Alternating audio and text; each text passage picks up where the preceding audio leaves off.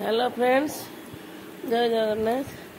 आपन स्वागत कर मो YouTube channel Geeta blog with Geeta's family को। यहाँ आम बाड़ी कलरा गोटे आइटम कराई देखु। कलरा आलू कटा है कड़े प्रथम तेल ने तेल गरम है से रसुण देवे। कड़े गरम हो रसुण टे दबा। रसुण टे भाजी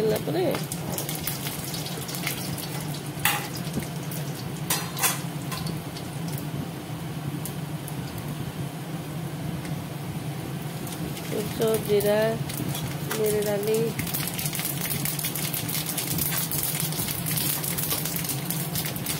डाली जाएगा भाजला कंच लंका भूसंग पत्र टे प्याज दिहब।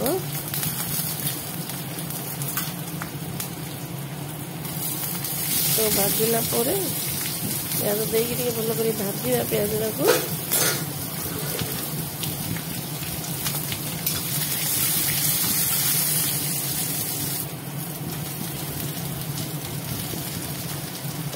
आलू कलरा देकी भाजा।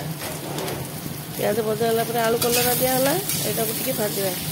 तो फ्रेंड्स भल लगे आप लाइक शेयर सब्सक्राइब कमेंट सब दिंतु।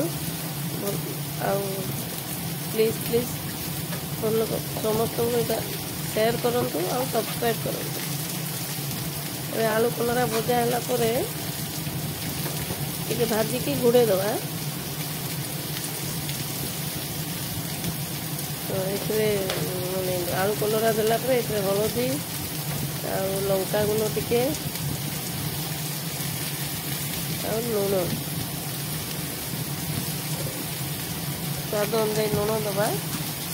कंचा लंका दिखाला जेहतु लंका गुंड देखिए देते जी देखिए राग खाऊ स्वाद अनुसार देते।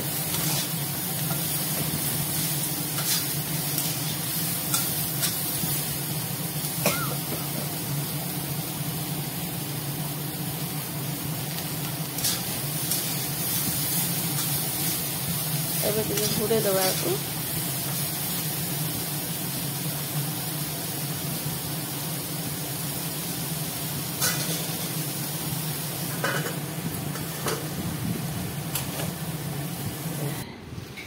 सोरिष और रसुण गुंड करवा जार रे ग्राइंडर रे से 70% भजा है कलरा आलू भजाटा यही सोरिष रसुण गुंडा से दबा।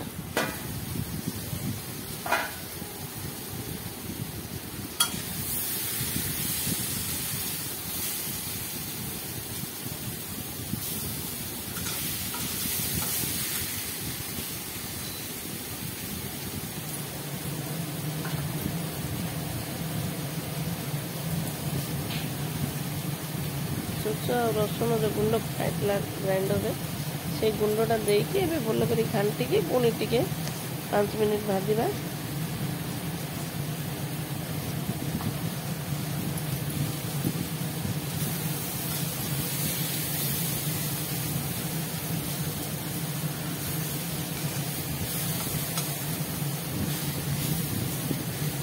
एमती आलू कलरा सोरिष रसुण गुंड करके देना आलू कलरा भाजबे बहुत टेस्ट लगे बढ़िया लगे। फ्रेंड्स एमती करके थोड़े खातु भल लगे लाइक शेयर सब्सक्राइब करेंगे।